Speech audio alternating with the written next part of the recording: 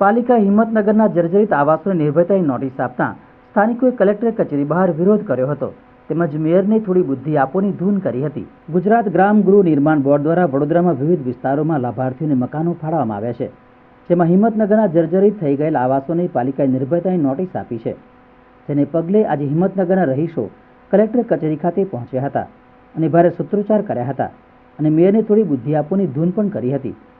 આ ઉપરાંત નવા મકાનો બનાવી આપવાની માંગણી કરી હતી।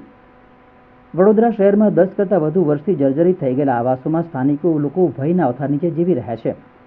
જીવના જોખમે રહેતા લાભાર્થીઓ દ્વારા અનેક વખત જર્જરિત આવાસો રીડેવલપ કરવા અને વૈકલ્પિક વ્યવસ્થા કરી આપવાની તંત્રને રજૂઆત કરવામાં આવી છે, પરંતુ તંત્ર દ્વારા આંખ આડા કાન કરાઈ રહ્યા છે અને મોટી દુર્ઘટના બને તેની રાહ જોઈ રહ્યું છે।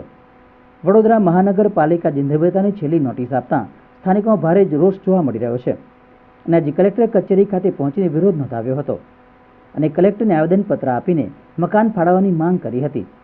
સ્થાનિક મહિલા સરોજબેન ચૌધરીએ જણાવ્યું હતું કે અમે 25 વર્ષથી હિંમતનગરના મકાનોમાં રહીએ છીએ અને ઘણા વર્ષોથી આ મકાનો જર્જરિત છે।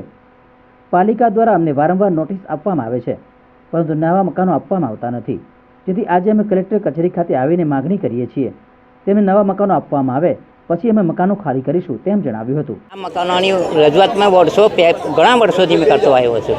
28/7/2009 અનિલ મુકીમ કલેક્ટર સાહેબ જાહેર પ્રોગ્રામમાં આવેલા સેવાતીતમાં ત્યાં મેં એમને રજૂઆત કરેલી, તો ત્યારનો આ લડત આપું છે। હાલમાં પણ લડત આપ મારો પહેલો તબક્કો પૂરો થયો આ કોર્પોરેશનમાં લાવવા માટેનો, આ બીજો તબક્કો હવે ચાલુ થયો।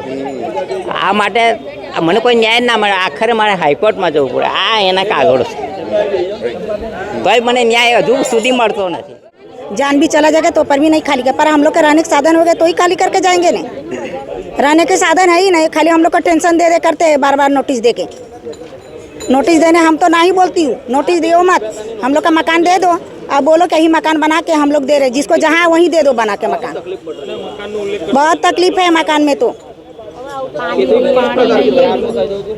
ऐसा है कि पूरा जर्जरित हो गया मकान।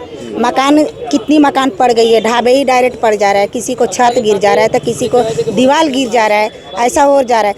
तो पर भी हम लोग रह रहे हैं, पर हम लोग के भैया रहने की जगह नहीं है तो हम लोग क्या करें, वहीं पे रहना पड़ेगा नहीं।